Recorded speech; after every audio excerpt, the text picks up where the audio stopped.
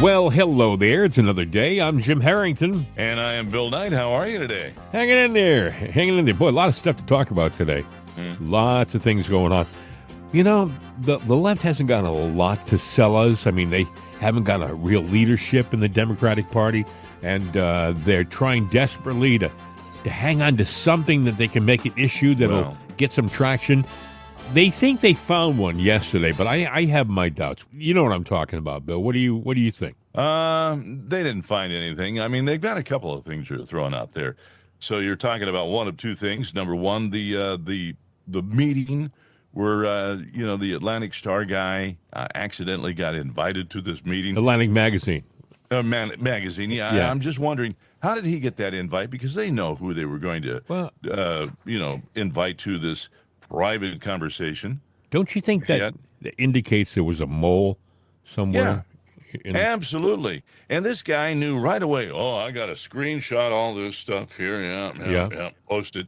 That's a good journalist, especially if there's things that might be secrets. Let's go ahead and post that for all the world to see. If you're on that call by accident, however it happened, you have to have a certain amount of responsibility and decorum, none of which they've got. That's true. I was thinking the same thing. I would even venture to say that his leaking that information is a violation of some kind of security situation. Absolutely. Policy. That would have been a good way to sit there and say, hey, guys, I'm on this call. I shouldn't have been here. But exercise that decorum and responsibility. It might go a long way to, at least, where we go, okay, we can talk to this guy. Right now, I see him as a hack, and he just proved it. Yeah, well, in case you are wondering exactly what we're talking about, they had a conference call. It wasn't really a call. It was a get together of our security people on this app. Called what's it called? It's called I can't think of it. It is starts with an S. I know that. It starts with an S, and it sounds like Signal. Yes, it's Signal. I had not heard of it. Okay, that doesn't mean it's not a big app. Maybe it's something which is used a lot in government, but I had never heard of it. But apparently, it's not terribly secure.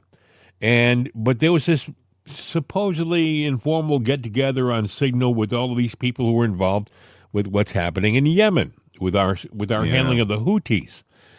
And they also, for some reason, invited the guy who's the editor of Atlantic Magazine, Jeffrey Goldberg, who is a notorious anti-Trumper.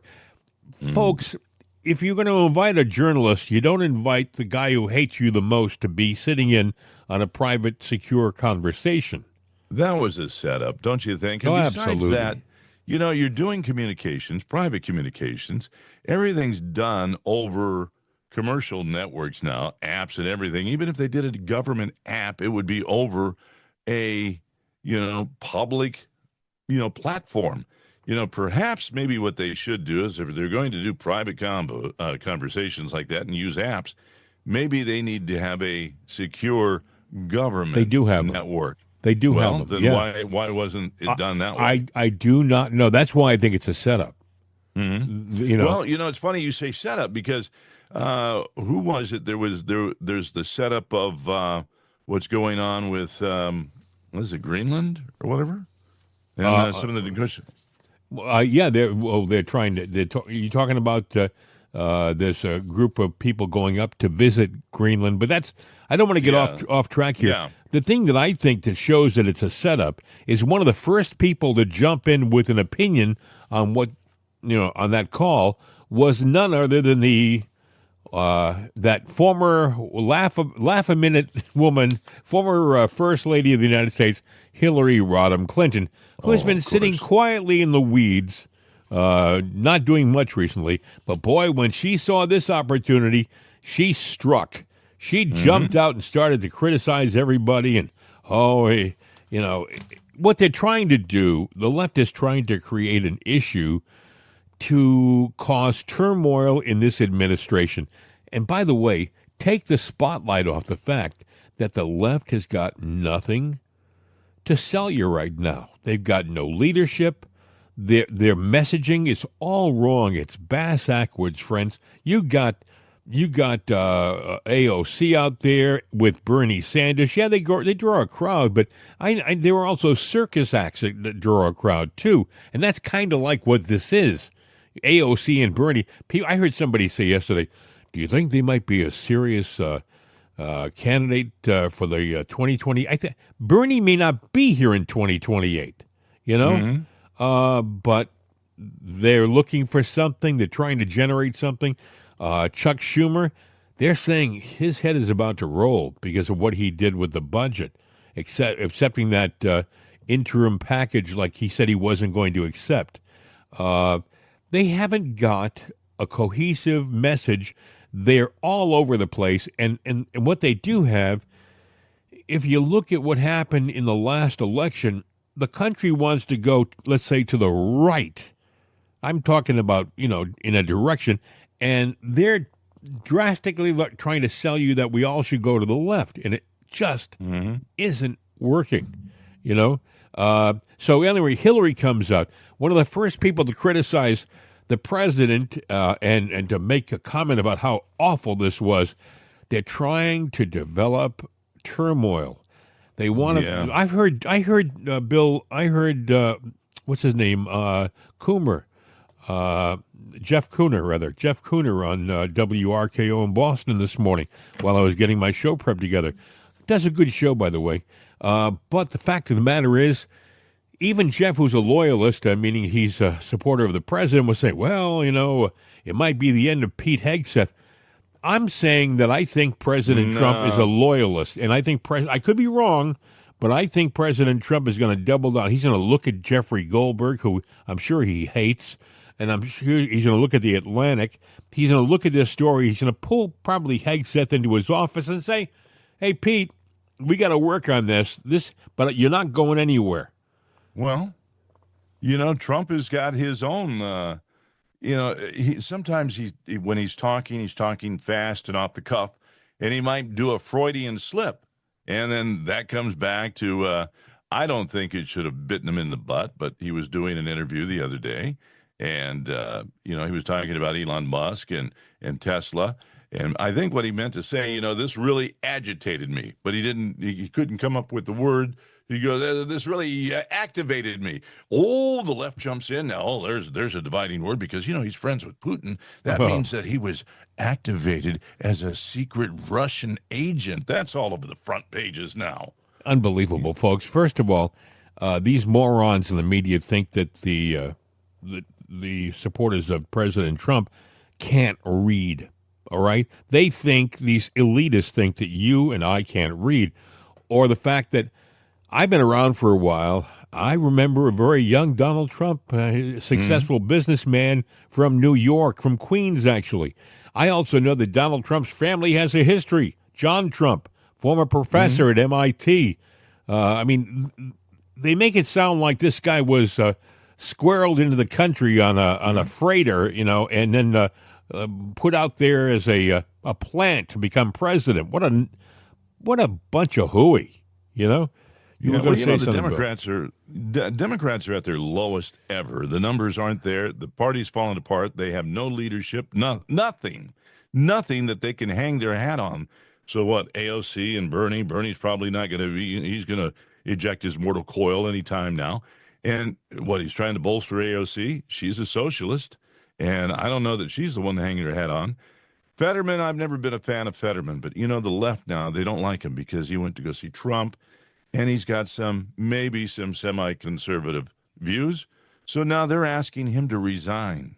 Yeah, well, it wouldn't surprise me because they're about as loyal as Benedict Arnold. Yeah. Pete Hegseth was in Hawaii yesterday. He had a meeting in Washington, and then he took right off for Hawaii.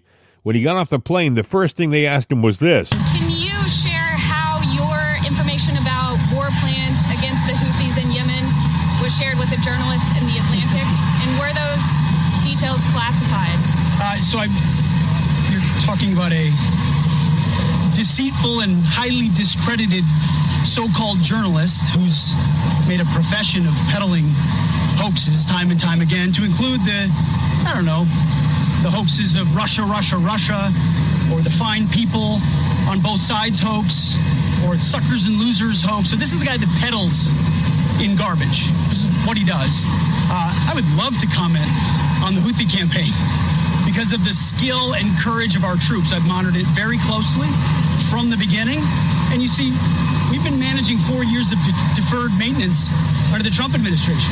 Our troops, our sailors were getting shot at as targets. Our ships couldn't sail through. And when they did shoot back, it was purely defensively or at shacks in Yemen. President Trump said, no more. We will reestablish deterrence. We will open freedom of navigation, and we will ultimately decimate the Houthis, which is exactly what we're doing as we speak from the beginning, overwhelmingly. Why were those details shared on Signal, and how did you learn that a journalist was privy to the targets, the types of weapons used? I've heard I was characterized. Nobody was texting war plans, and that's all I have to say about that. Thank you. Appreciate it. The NSC said it was. Understand something, that with each passing day, they get closer to the midterms. And with each passing day, the left gets more desperate to create issues. Muddy the water. Yeah, and they're going to do that time and time again between now.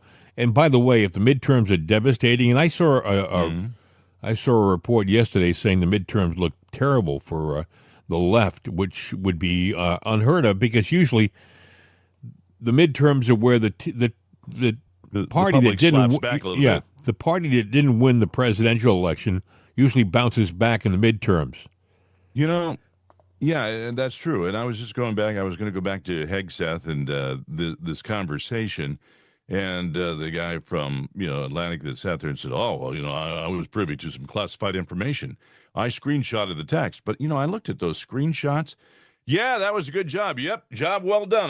Yep, oh, good job over there, son. There was a bunch of guys patting each other on the back. There are conversations that can be done over non-classified information, right. Devices. Social media. Social outlets, media. And, but still, you want that conversation private.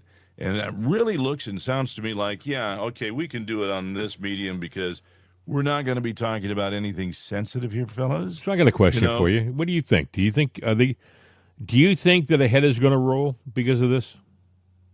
Well, I would actually sit there and go, who sent that invite? There's a digital trail, and that digital trail is going to lead right to the mole that did it. And then I would sit there and get them sitting in front of me in my office, with me glaring down at them going, what the hell were you doing? Why were you doing this? Yeah. And you better have some damn good answers, because if not, that door is going to hit you on the butt while you're escorted to jail. First of all, they should never, ever, ever have any conversation like this in any kind of social media that isn't encrypted and secure. They should think of every conversation like this as being a meeting in the skiff. Do you know? If you can't physically be sitting in a skiff is a secure conference area. Right. If you can't sit in a secure conference room, then if you're using an app of any kind, it has to be one which has been vetted, and one that is encrypted, and one that is impenetrable. And I'll just how do you know it wasn't vetted and encrypted? How do we know? Well, it's Signal. Apparently, I could be wrong, but the way I've heard it talked about, Signal is kind of like an open app, even though it's used by everybody in government. It's kind of an open app. But it's used by everybody in government, so maybe they have their own. See, we don't know, but what we're getting is this story out there, and this guy, that's going, well, I was privy to private information. Yeah, well, you're showing screenshots, you're claiming, you're beating your chest, but he's got there's no gravitas to what he's saying. But he's just he's spewing some hate. I missed the part about Hillary being involved with this. You mentioned it before the show started. I find that fascinating. She She literally was lurking in the weeds like a coiled snake, and as soon as the best opportunity came out there in her mind to strike, she did. She jumped out at as soon as she heard that there was a possibility of crippling this administration. Truly, you have to ask yourself, why is she so interested? Why is she so desperate to bring down? She's retired, to bring this party down. What she got? Unless she's hiding something. Well, she's hiding something. Maybe, this was, a setup, because there's a couple of setup stories that are going on out there. And maybe it was all part of this thing. All right, we're going to put some egg on their face here and there. And she was quick to jump in because she can't contain herself when something like that happens. That's just the way she is. Now, she got backlash on social media. That was happening yesterday after expressing shock, and that's all over the front page of the New York Post this morning. So I'm sitting there going, this blew up in her face. I think that there's a backstory here. It probably involves it probably involves the Epstein stuff that's going to be released. Mm-hmm. Maybe this is her way of putting pressure on Trump to keep that quiet, or else we'll make this a bigger story than it actually is. Because remember, she was responsible. She was big time responsible with that Russia hoax that had no substance. But boy, it got a lot of press, a lot of traction in their local left-leaning liberal media. And maybe she's trying to let Trump know that I can do it again if you release that information. Well, all she's doing is, you're in a room, she threw a pie at him, what, this is going to be one of those, this is going to be. But what you don't know is how many pies she has. Yeah, this is a food fight from Animal House, and food fight from Democrat House. They're sitting there, they've dwindled down to that level where they're throwing stuff like that. In that kind of fight, I'm still going to bet on Trump. You know why? I look at all the crap that they've thrown at him legally, and he's still standing. Yeah, President Trump was asked about this non-story. Listen. President, your reaction to the story in The Atlantic that said that some of your top cabinet officials and aides had been discussing very sensitive material through Signal, and it included an Atlantic reporter for that. What is your response to that? I don't know anything about it. I'm not a big fan of The Atlantic. To me, it's a magazine that's going out of business. I think it's not much of a magazine, but I know nothing about it. You're saying that they had what? They were using Signal to coordinate on sensitive materials and having to do with what? Having to do with what? What were they talking about? With the Houthis. The Houthis? You mean the attack on the Houthis? Well, it couldn't have been very effective because the attack was very effective. I can tell you that. I don't know anything about it. You're telling me about it for the first time. Anybody else? It's got to be tough as a right conservative president, leader of this administration or similar administration. Is every time you have a press conference, you are surrounded by a bunch of, quote, journalists who are supposed to be neutral, but they're not. They're not. They're operatives of the left, and they're there to make you look stupid and incompetent. But have you noticed the grip that the left has got on the journalist? It is slipping a little bit. It's starting to slip. I wish I could see that, Bill. Maybe you see something I don't. But every once in a while I see waves of stuff, and they are, and sometimes they are telling on themselves. It's falling apart, but the left, look, they get their checks from the left. These networks are failing miserably. So how do they stay afloat? They keep them. Listen, one of the big stories I saw yesterday was that apparently Fox is really working on pushing things all so subtly to the left on the network. Yeah, I saw that. Yeah, why? Well, the story that they're saying in other media is that I guess the son of Rupert Murdoch is, I want to say it's not Lachlan, it's the other son, James Murdoch, who's going to be the president of Fox. Mm-hmm. He leans left, and his wife is very liberal. They go to functions in New York, and they hobnob amongst their liberal friends, and they want to be more accepted. So, it's tough because you got to be careful how you do it. If you do it, it has to be gradual because they're making a ton of money. A lot of money. You kill that golden goose, you're the president of nothing. Yeah, and be hobnobbing with the poor folks, and then you have to get conservative again. Exactly, and that it's tough to come and back. You know what? Fox was a conservative outlet. They kind of went left, and then they lost something, and then they went back to the right, and we're cool with that. But I think if they go left again, they can stay left and go to hell. You know what they got? You know what they got to watch out for? Mm-hmm. What's on the market right now? MSNBC, right? Right. It's on the market. So let's say, and this is a hypothetical, but let's say the richest man in the world, who is hypothetically is a good friend of the president of the United States, decides on a whim, I think I'll just go buy MSNBC because it will be a bump on his statement, his financial statement. It's not a significant expenditure.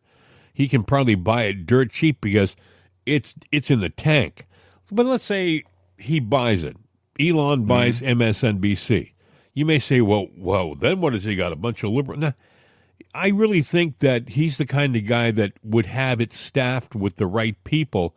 Because if you look at his track record, he doesn't dilly-dally. He doesn't saunter around. I mean, look what happened when Doge started, right? Everyone thought, how long is this going to take? And within days, they started to make waves. That's the kind of thing that would happen at MSNBC. If he bought it, it wouldn't surprise me that he already had contracts with people on the right, conservatives, to come work for him on this new network. And all of a sudden, Fox would have serious competition. I'm not saying you could do this a lot, but if you have the right amount of money and resources, you can promote it, you can build it, and you can build a competition. So Fox had better be careful. Look what Newsmax has done. Newsmax didn't have the financing that Fox has. I mean, Newsmax literally, it was like a AAA club against a World Series champ, and all of it. They just stayed diligent, and they stayed focused, and within a matter of years, they have become a thorn in the side of Fox. You have some nighttime programming on Newsmax that's really competitive. I'm thinking of Rob Schmidt. Now they have Rob Finnerty. They have Greg Kelly. They have some decent talk show people doing some good talk, and it's not just taken for granted anymore. Right. So, I mean, I'd be very careful. James Murdoch, he likes having the nice cars and the success. He better not screw up a good. If he messes around with the chef's recipe, and by the way, the chef was Ayers, who's no longer with us. Roger Ailes, rather. I'm sorry, Roger Ailes.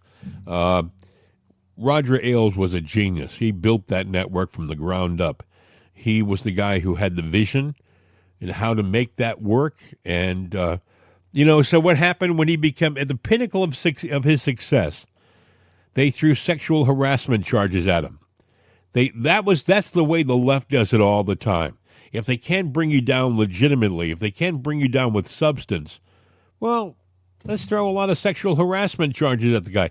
Yeah. The guy may have been pleasant to his female employees, but I don't think he ever was charged with molesting anybody. When you're accused of anything, you're guilty in this day and age by assertion. They sit there. You are guilty of this. True, and because it's out there in the news, guess what? How do you defend that? Because people raise their eyebrow at you, the court of public opinion. And then, in legal matters, the first thing they do, they want to go out, they want to hit you with everything they can because they've got a free and open pocketbook to prosecute you. You've got to defend yourself. Yeah. And that costs money. And then when you're spending that money, personal family money, you've got a spouse that's going, well, if you didn't do it, you did. I didn't do it. Well, yeah, it's costing us money, so you did it. You know, I mean, you're guilty no matter what, and they know that.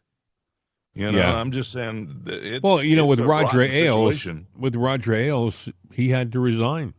Yeah. He had to leave the network. I mean, he built the network, but in order for him to leave with some dignity, he resigned on those allegations. He never should have had that happen. And by the way, his wife stood by him, and his wife still works to keep his reputation intact. You know, that's a strong relationship, a strong woman. And I look at Trump and Melania. She stuck with him all along. I saw an interview. I don't know the quote here, so I'm not going to even try to say it. But she was asked about that, and then she went right away, right through a litany of things, and then started pointing out the lies, you know, from the left about certain people. And she goes, you know, she's going, I know the truth. Well, about him, and he's a good man. That's exactly the kind of support you need on the home front to be a success. Mm-hmm. If you're worried about what your family is going to think about you, you can't be the strong leader you have to be because you're not in the moment. Part of you is still worried about what's happening on the home front. But I do understand the family when something like that happens.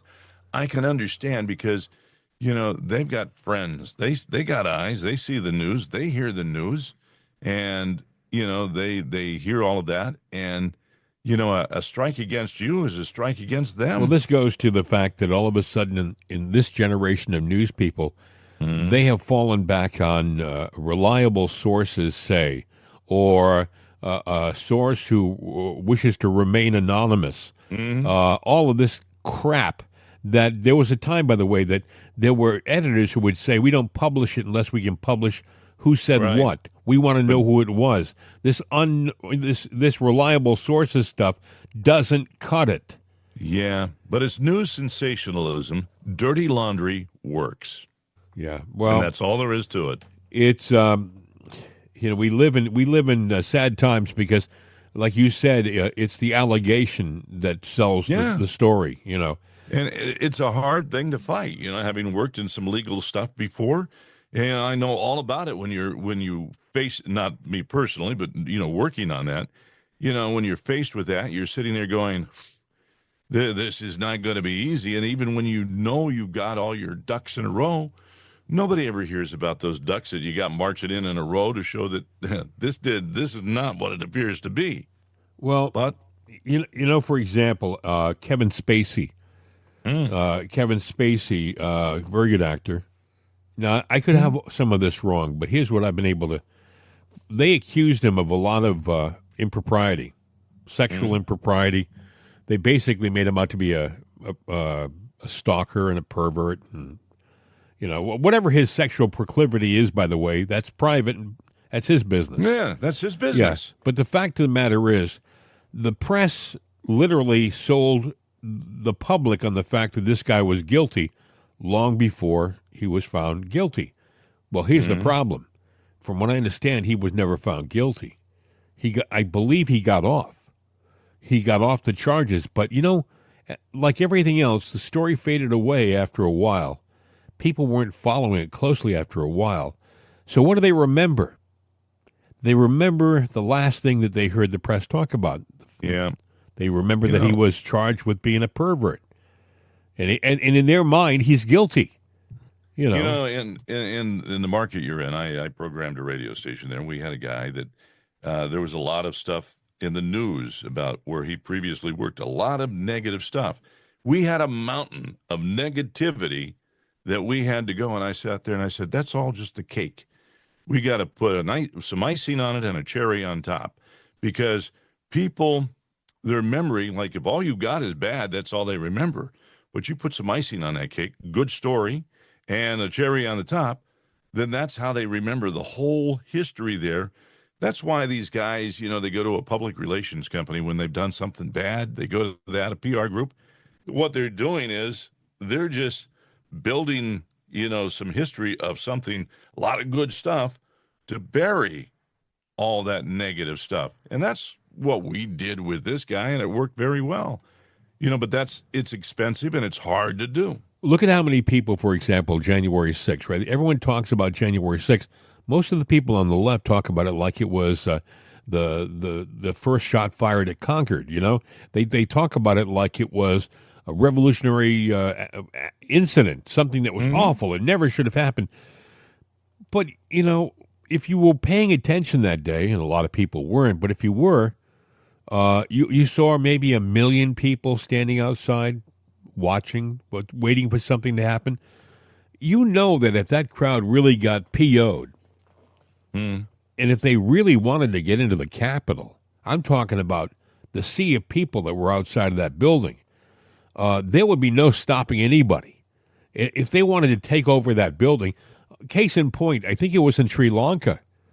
They had a government takeover there around the same time. The people charged the building, the Capitol, and I believe, and I'm this is off the top of my head. I think it was Sri Lanka. They took over that building. There was no ifs, ands, or buts about it. I'm not talking about a group of people walking around looking like they were on a tour with their high school class. I'm talking about they controlled every aspect of the building in Sri Lanka. They chased the police out of the building.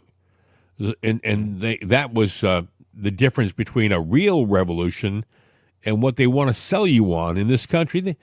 Most of the people were polite, dignified, and respectful. If anybody caused trouble, it was the other side that instigated the whole thing. Remember the other thing, too, that it was Nancy Pelosi who was offered to have at least 10,000 National Guardsmen surround that building to protect it if there's from a problem, and Nancy said no. She said that's not needed. She turned it, and who offered it to her? Trump offered it to her. No, there's a lot of meat on that bone. Talking about the January 6th thing and Nancy Pelosi and the insurrection, and Trump having that at that rally where he told people to go peacefully. Peacefully. Yeah. And then there was the Jasmine Crockett interview the other day, and there was I think Bondi talked about her and took her down, whoever it was. Yeah. And then MSNBC had Jasmine on. She goes, no, and she's smiling and laughing, and she's going, no. I talked about, I am on that Tesla team and all of that stuff, but we're talking about peaceful, demonstrations and whatnot. And yet later on that afternoon, I see an interview with her. Talking about Ted Cruz, right? You're damn right. And this is peaceful? Listen. I think that you punch. I think you punch. I think you're okay with you okay with punching. I think, and I love Colin. And I think towards the end, he started to punch a little harder. But, it's Ted Cruz. I mean, this dude has to be knocked over the head, hard, right? There is no niceties with him, at all. You go clean off on him, right? I'm sorry. Someone should go take her and put her in cuffs. She's inciting violence. She should be locked up right now. Yeah. Yes, she is. And now look, on the right, you need to take stuff like this and put it all in order and in line and get these people, take them in and get them locked up. For this, you want an insurrection? This is it. This is it. Now, do you know in Austin, Texas, speaking of her little Tesla group and everything, incendiary bombs were found in a dealership yesterday. Yeah, I heard about that. Well, amazing, isn't it? Yeah. Oh, yeah, let's go to work and it'll be funny. We'll get the news and we'll. No, this is somebody, probably somebody had to come in and plant those bombs. Maybe even somebody that works there that might be leaning left. If I were the dealership, I'd be calling people in going, come in here. Let's see where your allegiance lies. I don't care whether you like Trump or you like Kamala, but this is where we butter your bread. So if you're attacking us for, what I mean? I would. First of all, these jerks don't realize that most Tesla cars have security cameras built into them. Mm-hmm. So they literally take pictures all the time. And, so there's a lot of video out there. But did you realize that Tesla sends around to the fire departments of this country a manual on how to put out a fire, a Tesla electric car fire, because they are incredibly difficult to put out. They're batteries, lithium batteries. And, I mean, I'm not talking about little lithium batteries that go in your flashlight. These are blocks of lithium-powered batteries. And once they're on fire, they'll burn for like 8 hours. And you can put all the water in the world on them, and it's not going to put them out. And you know what else gets me? These people on the left that talk about the environment all the time. They talk about, we believe in clean air and clean water. Do you know that when those electric cars catch fire, the poison that they put out in their smoke, they pollute not just with, a nasty, they put poisons into the air that literally can kill people. Mm-hmm. And they have no problem with that. The people on the left don't seem to care. By the way, I don't think it's all the people on the left. I do think, by the way, that they're going to find out someday that this is a coordinated effort. It's being coordinated by money people. You're probably going to find out that these are people who are they're connected all around the country. All of these attacks, they're not random. There's an element. There's a backstory to this whole Tesla thing that we're not seeing right now. And you want to know the ironic thing, Bill? The stock is going through the friggin' roof. Yeah, it's way up. Now, this is a big turnaround. But, the stock is skyrocketed. The sales are through the ceiling on the cars. All this backlash of the left going, oh, I'm selling my Tesla. Don't buy a Tesla. Well, this is proof that number of lefties, they're loud. Oh, you hear them everywhere. But they're a small group, and it's getting smaller. And, people that you go, hey, this is a great time to buy a Tesla. And I would be willing to bet, you see these leftists like Sheryl Crow saying, I'm turning in my brand new Tesla because it's owned by Elon Musk.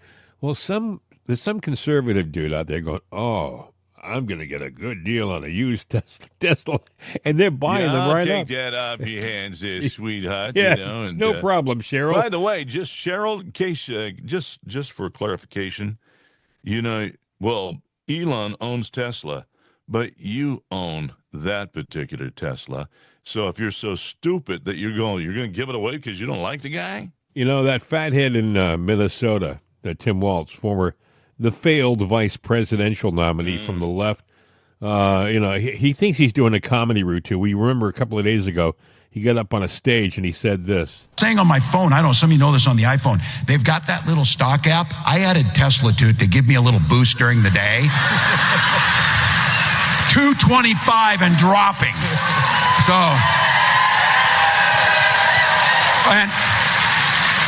and if you own one, we're not blaming you. You can take dental floss and pull the Tesla thing off, and take out, just telling you.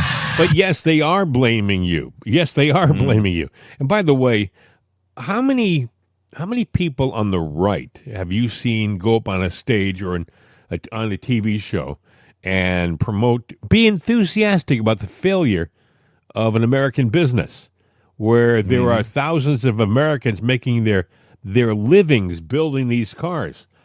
Well, anyway, apparently between that little comment on the stage a few days ago and yesterday, he had second thoughts. He said this yesterday. What can we possibly do about Elon Musk? Because it's not right. It is not right. And this guy bugs me in a way that is probably unhealthy. And but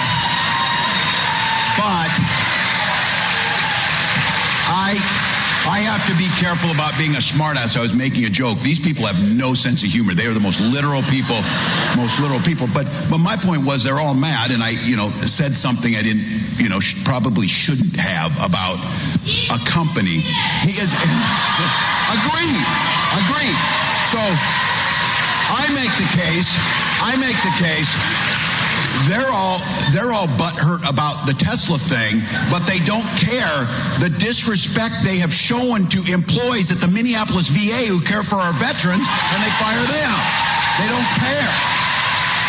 So we will have the conversation about efficiency in government and about doing that. But none of us believe for a second they're thinking about this. Oh, we fired everybody that's dealing with Ebola. And then he went into the Oval Office wearing a hat. I don't ever want to hear anybody talk about decorum and respect or that. Wearing a hat, coming in there, richest man in the world. Again, this maybe just me. If I'm the richest man in the world, I'm like out on the streets handing out the money. It'd be fun as hell just to help people out.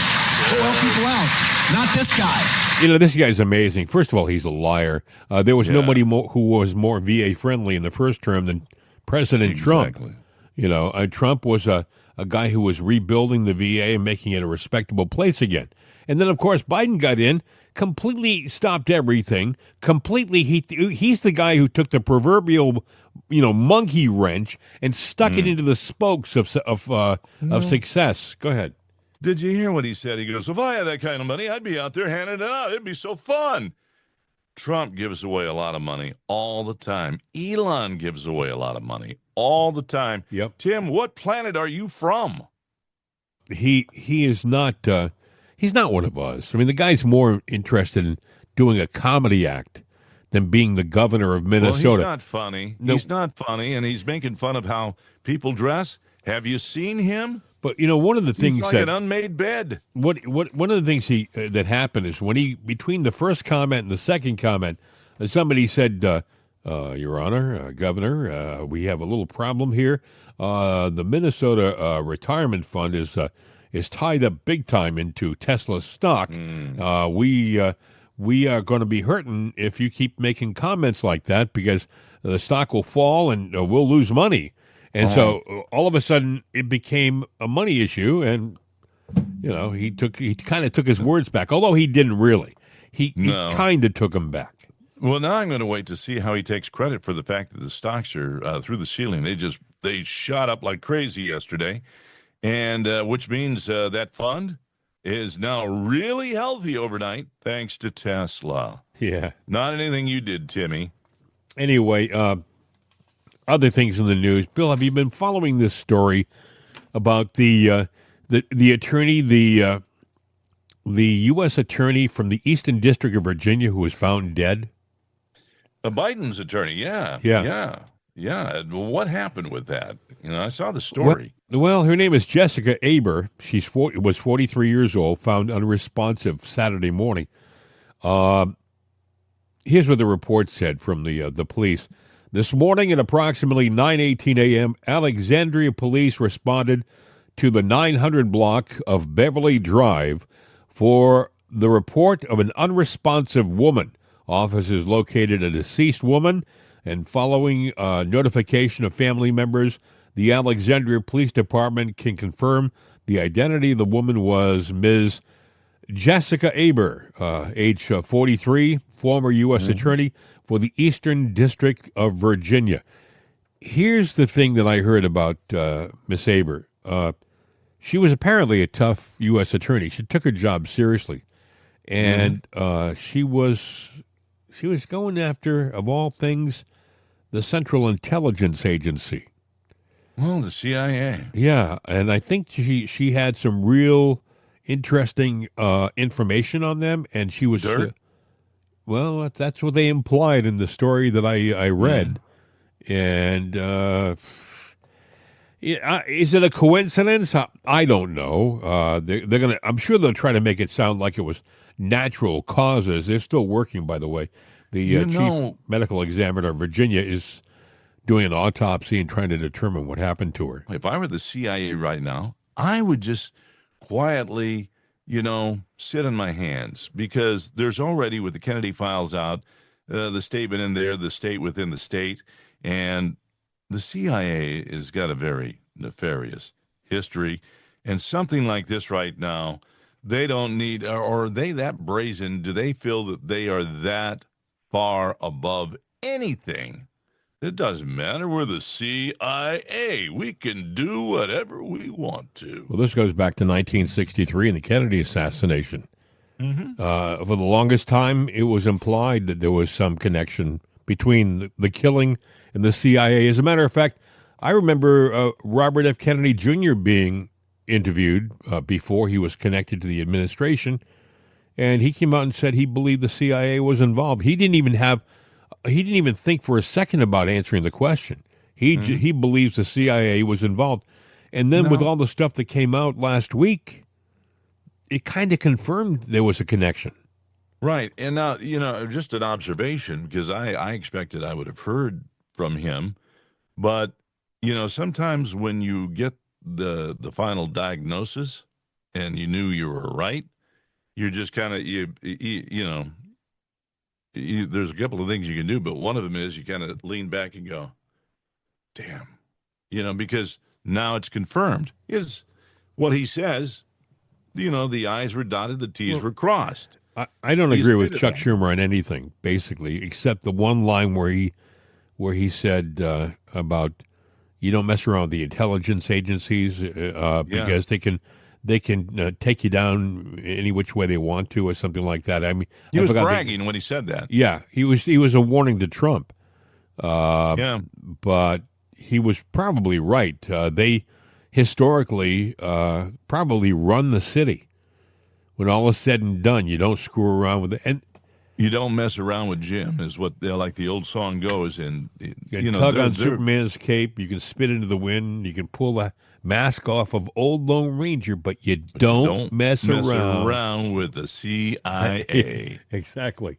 So this young lady, this story, if it disappears, if all of a sudden you hear nothing about Jessica Aber's death, I would say that's also an indication that there's a connection, because they probably can make a story disappear. Well, then how bad are they? And if they're that big and they're that bad, who really runs this country? Well, I mean, that's what Trump's trying to find out. That's the thing that's driving everybody in Washington nuts, is that Trump is trying to find. And by the way, getting to the connection between Trump and Elon Musk, it's not just Trump this time. It's a symbiotic relationship between the strongest political figure in the world, Trump, and the richest man in the world. And that kind of a relationship is something that they've never seen in Washington, D.C. before. Right. So I don't know, Bill. I think that I don't know where this is going. I would be very careful. I still keep thinking about what happened last week with President Trump in that impromptu press conference where the reporter hit him in the face with the wind sock. And then that person just disappeared. I wonder if that was kind of like a subtle warning, just to make people like you and I talk, well, this could have been that, and just so that filters back to where, we can get you any place, any way. Did you see, by the way, the look that Trump gave her? It was like it was classic. Oh yeah, it was. It was almost like it wasn't a joke to Trump. He actually, I think, realized the seriousness, the vulnerability, no matter what. Right. He knows that their job is to stay away from the president. And when somebody can stick a windsock microphone in his face, and we talked about this, Bill. For those of you who don't know, you could put a poison on the windsock, on the windscreen, whatever you want to call it. You can put a poison on it. Some people call it a dead cat, because a lot of the windscreens they use are basically like a fur sock that goes over the microphone to disperse the wind. If it's a windy day, it'll pick up the audio better. But I think there's got to be a real serious sit down with the Secret Service. And I think that's more of a priority for me than what happened on this call. Because, by the way, this call was talking about what's happening in Yemen and the Houthis. Mm-hmm. It's still going on, folks. They're still dropping the bombs today. It's still happening now. It's not. You don't think that it's something that happened last week and it's finished. We've been under fears of, are we going to war? Trump doesn't want a war, but with Iran, the Houthis, and everything that's going on, are we getting ready to get into a shooting match? Well, I think that they're trying to tell Iran, hey, guys, we're not joking here. We're not kidding. When we told you cannot have a nuclear warhead, right? We really and truly mean it. You are not on the list of countries that we will allow to have one. And I think then the question that I would have from their point of view, who are you to make that list? Well, when you're the biggest dog in town, you can make the list. And in all honesty, Russia's a big, strong nation. China's a big, strong nation. But even in our weakest state, we're the biggest dog in town. Even after 4 years of a totally incompetent president, we're still the biggest dog in town. Think about that. To be purposefully attacked like we were for 4 years, with our borders being open, with the fentanyl crisis, with just total incompetence, we still, as a nation, were able to hang in there. See, it's interesting because the UK is a mighty power, but now all of a sudden they've been taken over and their strength is diminished. There was a big attempt to diminish our strength. You talk about the state within a state, right? Is there a move to neutralize us and maybe neutralize all the powers of the world? Because it's almost like a Dr. No scenario here, where you've got this evil undertow or this evil empire, whatever you want to call it, that's going, okay, we own the military-industrial complex. We can build our own force, and we can sit there and be our own. In other words, you've got the oligarchs. They talk about oligarchy, but you've got these people that you don't see. They're going, okay, enough's enough. We have our own security forces. We're just going to take over the whole damn planet. That's it. Well, I think there's a connection between all of these different countries. I think that it goes to, global dominance. It goes to things like the World Economic Forum, and Klaus Schwab, who we don't hear much from anymore. These people believe that the world would be better off with 550 million people total. I mean, heck, China's got what, a billion people already? I mean, a lot of people. I think the world has been estimated at having 6 billion people on it. So if they only want 550 million total, yeah, a lot of people gotta go. And that's what the guys who run the World Economic Forum want to see. The Bill Gates and the Klaus Schwabs and the George Soroses of the world. Another example, you've heard of Conor McGregor. Conor McGregor is from Ireland. He's what do they call it? The mixed martial arts fame. He's an athlete. He's had a lot of success. He's a friend of President Trump. The left in Ireland are they hate him now. Well, they've decided. Well, listen. If it worked for Trump, we'll try it here. McGregor announced that he's going to run for the president of Ireland. And no sooner does he announce that he's going to run for the presidency of Ireland, the people, the prosecutors in Ireland say, oh, well, I think we have to go after him for hate crimes. We have to arrest him for hate crimes just because he announced his presidency, essentially. He has. I don't think he's been in the country long enough to have caused any real problems. He's been around the world doing his personal appearances and stuff. It's almost like a plane taking off, and the pilot comes in, and he carries a little satchel with him, and he opens it up, and he pulls out this laminated sheet there, and that's his flight plan. It's like this chaos. Yeah. We'll call the deep state chaos. They go, okay, this is happening. Let me go to my little bag here. Okay, this is our plan for this one. Because a lot of these plans are the same plan.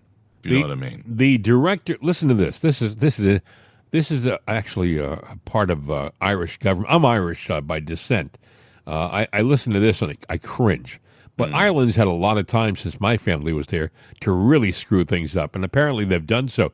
They have a director of public prosecutions. Think about it. A director of public prosecutions. He says, he's based in Dublin, that McGregor, who's a UFC champion, he could face up to 7 years in prison for his social media comments under the European nation's draconian speech restrictions.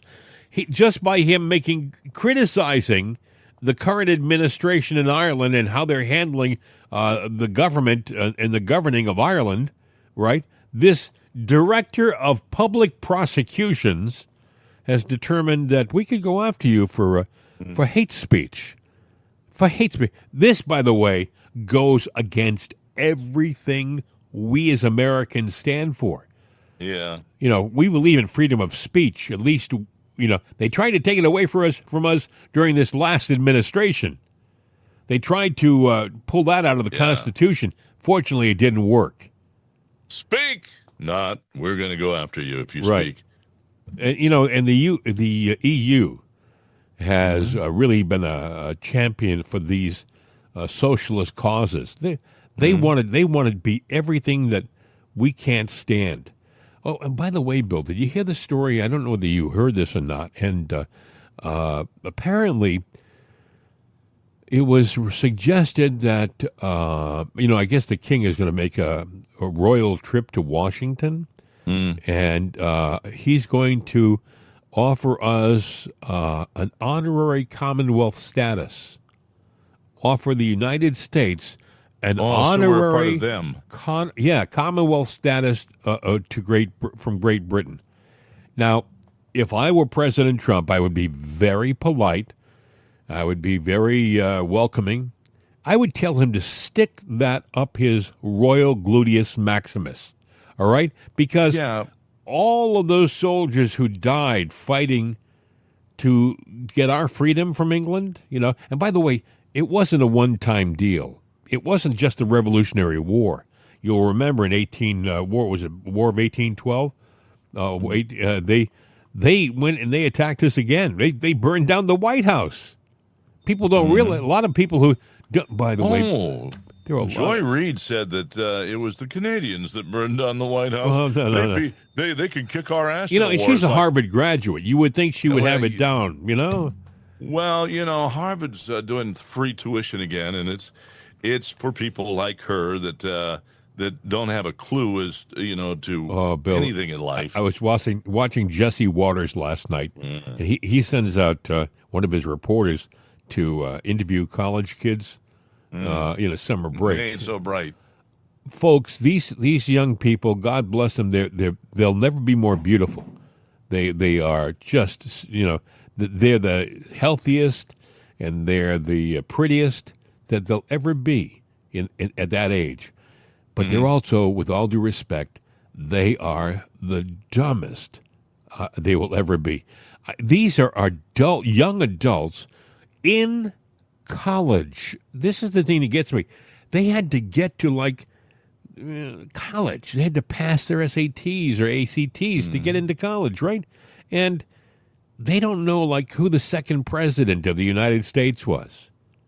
Was it Abraham Lincoln? No, I mean, just mind-boggling. They said, can you name the three branches of the judiciary? Congress, Cleveland. I mean, they were just all over the place. No, I'm serious. I'm making Idaho. Yeah, I'm making light of all this nonsense, but they were just that ridiculous. And I thought, oh my God, they had to edit this. They had to look for and they may have shown these kids, but they had to interview twice as many to get these kids. you're trying to think that there were a lot of kids out there who just rattle these things off because they're not stupid. Then the other part of me says, no, maybe these were the only people they interviewed, and they are that stupid. Yeah, they are that dumb. God bless them. I hope they pick up a book somewhere along the line and start to... Boy, there's a new TV game show. How dumb are you? Yeah, right. Yeah, exactly. Well, the thing that gets me, Bill, is a lot of young people don't have a clue about our history. They stopped teaching the Civil War. They stopped teaching the Revolutionary War to kids in high school. They've determined that it's not important. So you don't have to know about where we came from. What gets me, they're taking the Department of Education and they're trying to eliminate it. I think it's a great idea. And you're saying, what are you talking about? It hasn't been around forever, folks. It only started, I believe, during the Carter administration. It's not something which was a legacy institution. And by the way, when I was a kid, we were like of all the countries in the world, we were like in the top 5 when it came to the quality of education, and we had basically nothing. But the teachers who were teaching history, my God, they taught you history. The teachers who taught you English taught you English. There was no fudging of the curve. There was no bending of the rules. It was honest-to-God subject matter. Now they get the Department of Education comes in, and they just fill it with money. They just jam it with money. It's got more money than you can believe. Now we're like the 47th in the world when it comes to quality of education. How does that happen? How do we lose like 42 positions to we're behind some of the smallest countries in the world, and yet they have a better quality of education. And then you see these kids on the beach, playing volleyball and wondering what the American Civil War is all about. Oh, yeah. What is it? Bikini boxing, and you bet your crypto on it? Yeah. Well, look, I get it. You want to go vent some steam, but, it seems like that's all we do anymore is vent steam and just go out and have a ball thinking the world is our oyster. Well, the oyster is about to snap shut. Yeah, if you don't know where you came from, you have no idea where you're going to go. You can't compare it to anything, and that's sad. Hey, before I forget, I want to remind people that you can help us out in our show. We have a gift shop that is available to you. We have cups and sweatshirts and T-shirts. We have glasses, and we have coffee. We have Jim and Bill's Right Side Coffee. It's a medium blend roast. It's a delicious blend of the finest coffee beans that we can find. Absolutely. Yes. We also have, by the way, in case you have high blood pressure or something, can't have the caffeine, we have a decaf version. We also have, is it Mappa? Make America Percolate Again? Is that what it's saying? Yeah, we got the Mappa coffee. Yeah, we got all kinds of good coffee in there. I think there's the Trumpinator, too. Yeah. What is the Trumpinator, Bill? What's that all about? Turns your eyes red.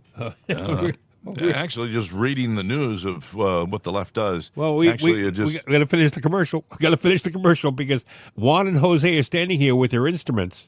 Oh. And their guitars, too. Let's go. Yes. And they're here to sing a little song for us. Wake up on the right side with Right Side Coffee. They do a great job. That's Juan, Jose, and the Border Crossers. They've become essentially our studio band, our in-house band. They only know one song, but they're getting it down, like you say, really good. Yeah, they're good at it. Well, it's repetition. Yeah. That's the story of life. Do one thing good over and over and over again. It's muscle memory. But they're very nervous guys. I mean, for example, the other day, Juan, Jose, and the Border Crossers we were drinking in the lounge area of our studios here, and we were having soft drinks. And I said to Juan, "Would you like some ice with that?" They scattered. I don't know why. I mentioned ice and they were gone. But you were wearing that Homan mask too, so that's true. That made him nervous as all hell. That's true. This is true. Anyway, try our coffee, and if you don't like coffee, you can't have coffee. You can help us out by buying one of our other items in our gift shop because what we do is we don't make all the profits. Don't think we're not becoming rich. We're already famous, but we're not becoming rich, all right? Well, maybe you're famous. I'm still working on that. I know. But we are, every little bit helps. We don't have a Patreon, request on our site, nothing like that. We figure that if you want to help us out, we should be able to give you something in return. And so if you don't like coffee, can't have coffee, buy a mug or buy a sweatshirt or a hat or something in our gift shop. A portion of the proceeds go to benefit our program. We can turn around and promote it and grow the show. Can you believe, Bill, we're in our 4th year of doing this? Haven't we got anything better to do? Apparently not. I mean, I'm here and you're here, and that's all there is to it. It keeps me off the streets. It really does. But and that's a good thing. So anyway, we were a lot of other things. Anything you want to talk about? No, I'm just trying to look at my notes right now because we pretty much covered a lot of stuff. Kristi Noem announced she plans to nix FEMA. They've been talking about that for a while, though, haven't they? I think people forget. I forget. I think we all forget that they haven't been in office three months yet. There's been so much activity from this administration. It seems like they've been here for a year. But the fact of the matter is, it's only, March 25th today. Mm-hmm.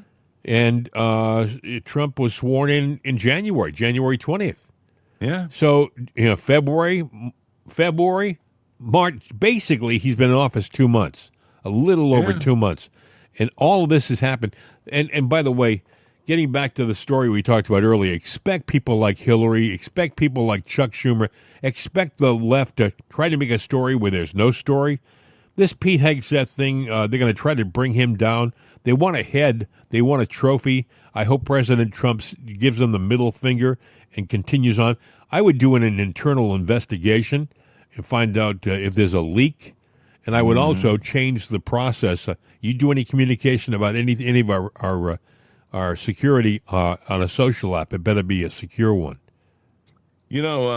Speaking of the middle finger, I think Trump, the DOJ actually gave that to, what's that, Judge Boasberg? Yeah, I heard about that. Yeah, because, where they sat there and they said that they're revoking the, what is it, the State Secrets Privilege Act, which means we don't have to give you anything anymore about deportation flights. Pound sand. Couldn't happen to a nicer guy. This guy, Boasberg, he's made money. His family's made money. Oh, yeah. Very much like Mershon up in New York. They've made money off of things that go against the administration and this president. Mm-hmm. Anyway, it'll be interesting to see how the day progresses.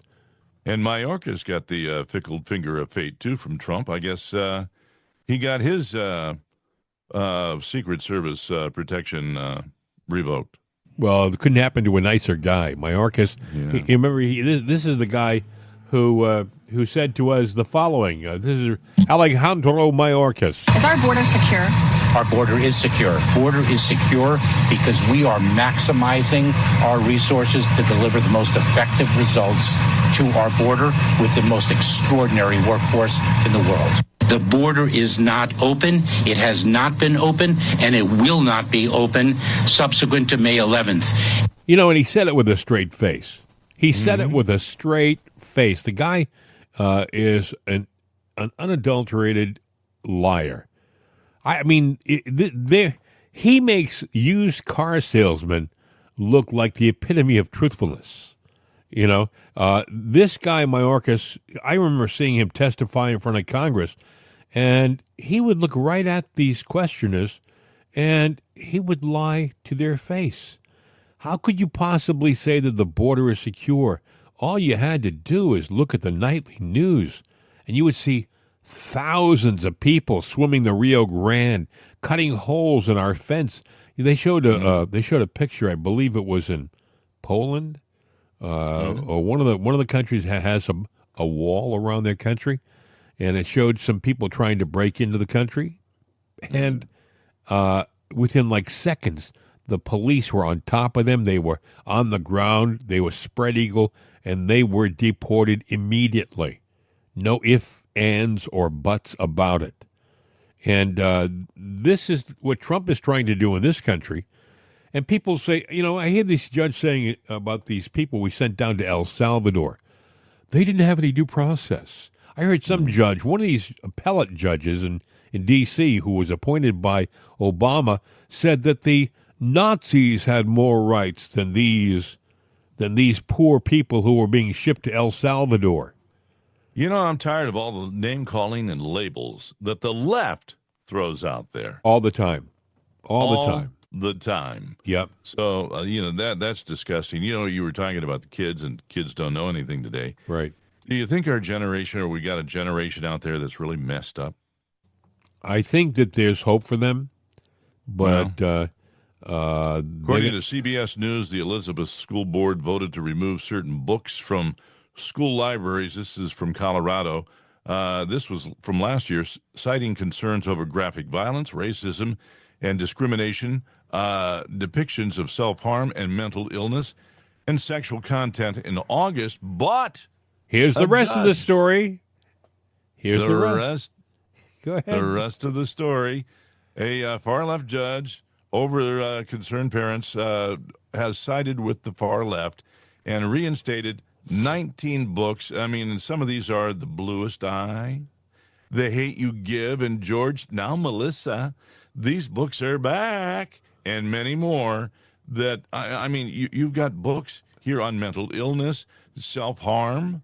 It's like, what are we teaching our kids? Well, it's not. Or what are they teaching our kids? The left is trying intentionally to destroy a generation, and destroy the norm in this country for the longest time. If I had my late dad, God bless him, if I could bring him back for a day and tell him what's going on right now. Why'd you bring me back to this mess? That's exactly right. He would say, I don't believe it. He would never believe it because the greatest generation never tolerated crap like this. Mm-hmm. They never would have. It's only these morons nowadays, the leftist morons, and they do it intentionally. It destroys the underpinning of our country and our values. Well, the whatever, the deep state, whatever you want to call it, if you're going to take over a country like ours, you got to take over the biggest party. The biggest party, Democrat Party. And they've infiltrated. And they're into the Republican Party a little bit too. So, it's just saying, well, we got to fix the Democratic Party and get these people out of there. That ain't the whole The fix. problem they're having right now, I heard a story on TV a couple of days ago, is that the Democrats, historical Democrats, are becoming Republicans now. They don't like the nonsense that's happening in this party. They look on television and see, Bernie Sanders and AOC as the spokespeople for their party. They see during the State of the Union, their party sitting around like they're at bingo, holding up their little placards, round placards, and protesting, having an angry guy with a cane get up and start to shake it at the president. They see that that's their side, and they're not pleased. They're not happy with it. So a lot of people are dropping out of the party and becoming MAGA Republicans. There are radical people out there. And an AOC rally, you see 30,000 people. Okay. I believe there's 30,000 radicals out there that can go and travel around to hers and what's his name? Bernie Sanders. Yeah, Bernie's rallies. Bernie wanted to take over a party. He's still an independent, but he wanted to take over a party, and he was saying that's the only way to win is infiltrate the Democrat Party. And, that's Bernie, where the AOCs come. Bernie caucuses with the Democrats. He's a Democrat. Yeah. Bernie is, but in all honesty, folks, Bernie Sanders is a socialist. But here's the strangeness about Bernie Sanders. He, in the course of his being in Congress, he realized that he could monetize his position, make some money, and become rich. And basically, Bernie has done that. He sold a lot of his books to his followers. He has now got several $1 million in the bank and a few homes. And really? Yeah. He's doing good. All of a sudden he's a capitalist socialist, if you know what I'm saying. I mean, he's how does that work? A capitalist socialist? He still spews. He still vocalizes the venom of the socialist left, but he drives a better car. if you know what I mean.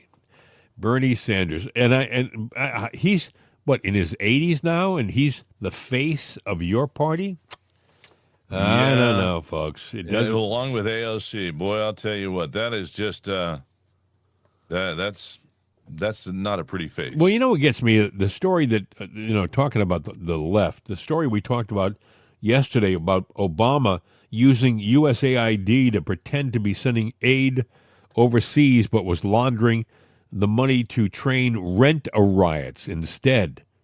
He was using, people often ask during the 2020 election, who's backing all of this? I mean, they all have the same printed placards, and they all have pallets of bricks being distributed to the streets and being dropped off so that they can throw them through storefront windows. I mean, all of this stuff it's organized, it's planned. It has to be someone like Soros. It might have been Soros. He might have contributed. But this story here that I'm looking at right now, apparently Barack Obama was using, that agency we just shut down, the USAID? He was saying that he was sending aid overseas, and they were actually funneling that money into organizations that would, pay for rioting, pay for the rioters. By the way, if you ever wonder why they all wear masks, it's not because they want to keep the smoke out of their face. A lot of them are the same people. And if you're taking pictures of the protesters, they don't want you to see them one day in Portland, the next day in Seattle. Mm-hmm. So we put these... it'd be interesting, and I got to look into that. They have the cameras that theoretically see through things. It would be fun to go out and just videotape them through their mask and sit there and show it both ways. Well, I don't know how much success you'll have. Maybe if the mask is tight against their face, you might be able to get something. But if they have a couple of layers of a scarf around their face, good luck with that. Much. Yeah. So, there's a lot that's going on. It's only Tuesday, folks. It's only Tuesday. A lot of things going on in our world, and I would imagine that we're going to have more breaking news today. This Hegseth story, I hope the president stands by him. I hope he doesn't fire him. I think he will. I think it's the left that wants to. They're the ones that are saying the fire, fire, fire. And they've been doing that all along. They've been trying. They want to see somebody taken down. Yeah, I heard there was a headline yesterday. Walt's job in doubt. That was the way it was worded. As if it was his, even if it was his mistake. And by the way, with computers, folks, anything is a possibility. You're saying, what are you talking about? You may look at it and say, well, Mike Waltz invited this guy to be on that secure. How do we know that? Is there a software program out there that we don't know about where you can intercept a conversation, where you can spoof a name and make it look like it was Mike Waltz who did it and it wasn't? Yeah. I was there under a false name, and then I changed it. But once you got the invite, you're in. So you can't trust anything on the internet anymore. I mean, look at the pictures. Look at the pictures we see on the internet right now. We say, oh, my God, I saw a picture of so-and-so, and he was on an airplane with a young girl. You can't trust that. It may not be real at all. It may everything they can manipulate so much. My friend across the way here, Bill, he's into AI and stuff like that. He'll be the first to tell you that they can change anything. They can. It used to be that you could look at a picture that was manipulated and say, well, that's close, but I can see where there's nowadays, the computer doesn't make mistakes. It's that dangerous. Right. We think of photographic evidence as being reliable, but it isn't nowadays. How many people are going to go to jail, do you think, in our lifetime because of photographic evidence that's been manipulated? They used to be able to say, well, we looked at the pixels and we could see there was a separation here. But a computer doesn't leave that residue anymore. Yeah, don't always believe your lying eyes because, things can be manipulated. They are manipulated. And I don't know. Sometimes the news is all an illusion. Anyway, keep your eyes on that story. I hope Trump stands by his people and tells the Atlantic and the media to stuff it. Well, see, right there, that statement, not a dig at you, but you're going, I hope Trump stands by Hegseth. See, and that's, the left will take that as a crack of doubt. We just got to stand for, I don't feel that way. I mean, I'm saying that I hope Trump is strong. I think Trump is strong. As a matter of fact, I know Trump is strong. And he's not going to make any kind of change unless he knows it's the right thing to do. And right now, the jury's still out on what really happened with that. And all it does is it really points a finger at, okay, we've got to do some things to better secure this. We might have a mole in our organization. Well, we know that there's a lot of moles around. It's going to take a while to weed them all out. But from what I see, except for the guy going, oh, I got some sensitive information. Okay, prove it. You've got nothing. It'll be an interesting day in the news, so keep your eyes peeled. If I'm sure that tomorrow we're going to have a lot more to talk about. Mm-hmm. It's 24 hours nowadays. It's an entire news cycle. And things can be happening today that we can't even imagine. Yeah, if that guy had something, he couldn't contain himself. The only thing he's got left to do is make some stuff up, which I wouldn't be surprised about that. Yep, I agree 100%. My friend, I have no more. I'm done. I can't think of anything else to add to today's little program. How about yourself? I'm looking right here. I'm looking under all my notes and everything, under this, and I got nothing. Well, There's only one thing left to do. Then do your thing. Hasta la vista, baby. We're out of here.